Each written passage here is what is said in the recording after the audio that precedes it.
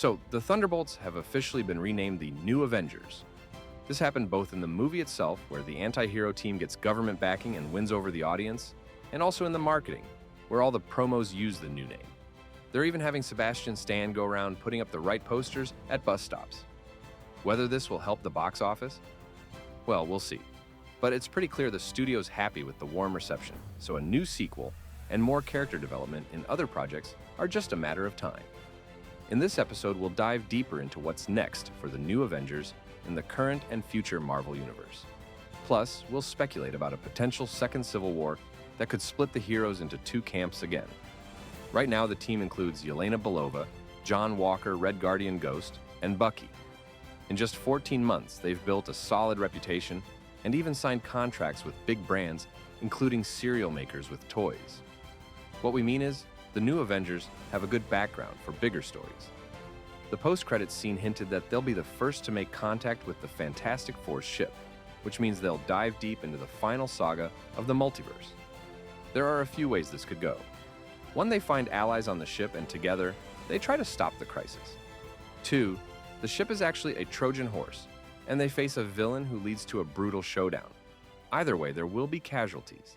Anthony Mackie says some Doomsday characters will be expendable, just like in Infinity War and Endgame. So honestly, we're kind of skeptical about Red Guardian's survival. The character just doesn't have much room to grow anymore, and his connection with Yelena Belova could have made for a great dramatic moment, like the dynamic between Thor and Loki or Star-Lord and Gamora. The other team members, including everyone's favorite Bucky, are also at risk. Not because they're B-list characters in the MCU, but just because of how huge everything is getting. The Russo brothers have said many times they like to outdo themselves, both with epic moments and with killing off characters. So you can easily picture most of the Thunderbolts falling victim to Doctor Doom. In the end, the heroes will probably have to call in the Sentry, but we still believe at least Bucky will survive Secret Wars and become the next Captain America with dignity. That's a topic for a separate video, though. Next up is Bob. Right now, he's a dark horse. The heroes basically kept him on the team to keep everyone safe from any possible Dark Awakening and to use him in emergencies. And honestly, Doomsday seems like the perfect excuse to finally show him off properly. The Thunderbolts action scene showed that Bob totally outperforms regular super soldiers like Bucky or Steve Rogers. To take him down, you'd need Thor, Hulk, Doctor Strange, and Captain Marvel all together. And in the comics, there are even cases where Bob fought those heroes. Each time it looked epic and unique. But such battles in Doomsday only make sense if Bob sides with Doctor Doom, or if there's a direct clash between the new and old Avengers. And then we have the X-Men, especially Professor Xavier, who with his telepathy can disarm the Sentry. According to canon, the Sentry might be physically invulnerable, but mentally is kind of like Homelander from The Boys. Either way, the Sentry will appear in at least one big Doomsday action scene. Lewis Pullman, who plays him, said they're keeping him in the dark about the full script, so his role probably isn't a lead one. Actually, if we look at the comics, the New Avengers first formed after Scarlet Witch went crazy and triggered House of M, rewriting reality and causing mutant chaos. Alongside Cap and Iron Man, the team included Wolverine, Luke Cage, Jessica Jones, Spider-Man, and even a Fantastic Four member. So it was a really mixed crew with mutants and street-level heroes. After the Secret Wars reboot, we might get a similar mix. As for the plot, like we said earlier, the movie hints at a second Civil War in the MCU, especially because of Yelena's line about Sam Wilson gathering Avengers and even planning to legally own the name. So it looks like the New Avengers are currently heroes, backed by the government, while Sam Wilson's team will act more like Steve Rogers, taking the initiative to save the world with Wakanda as their home base. Most likely, the team split will get resolved during Doomsday, and Yelena's squad will join Sam's Avengers. Together, they'll survive Secret Wars and move on to the New Mutants saga.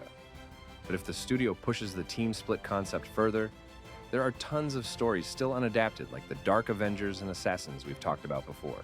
Julia Louis-Dreyfus confirmed she won't return as Val in Doomsday, but is still part of the MCU with a promising story arc. Her character is a power-hungry villainess, ready to get what she wants by any means. But she's not purely evil. She wants the US to thrive and its citizens protected.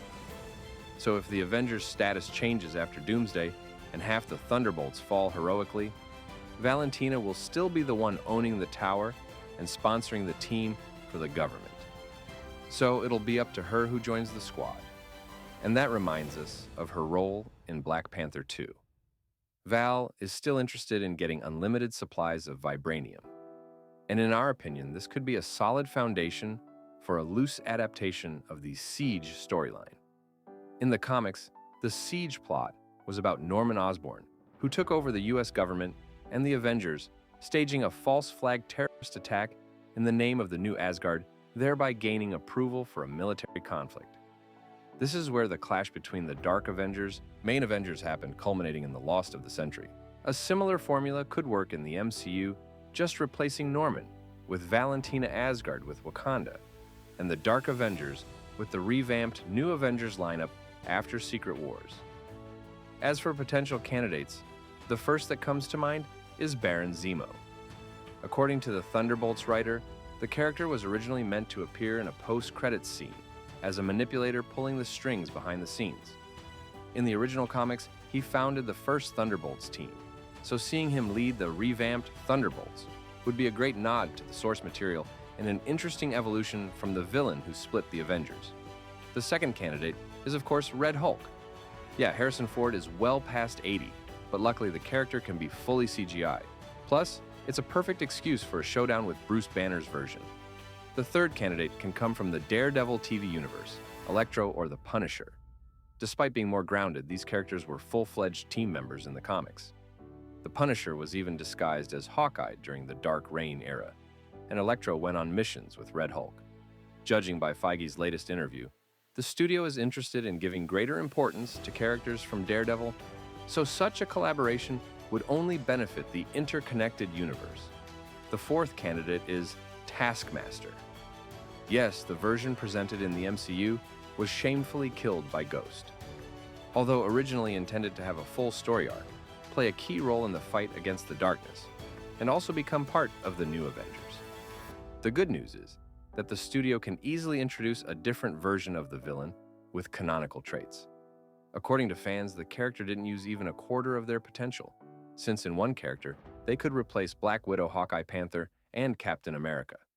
So, if the studio wants to redeem itself in the eyes of fans, now is the perfect time to bring back Taskmaster. And our last candidate is Justin Hammer, played by Sam Rockwell. The character is probably the only old-school villain the studio hasn't been able to bring back yet, although the actor himself has repeatedly stated he would gladly accept the invitation if given a good script. In our opinion, Hammer could be used as a dark version of Iron Man, with a USA flag color scheme, basically taking on the role of Norman Osborn from the comics and delivering a worthy adaptation of Iron Patriot. Agree, that's way better than investing in a second season of Ironheart. To sum up this episode, it's encouraging that the studio has found the perfect formula to continue the story of anti-heroes and villains within the MCU. The success of Thunderbolts could open the door not only to an adaptation of the Dark Avengers with Baron Zemo and Red Hulk, but also expand the X-Men lore with a project about the Mutant Brotherhood and Magneto's son. In any case, the creative reboot has already begun.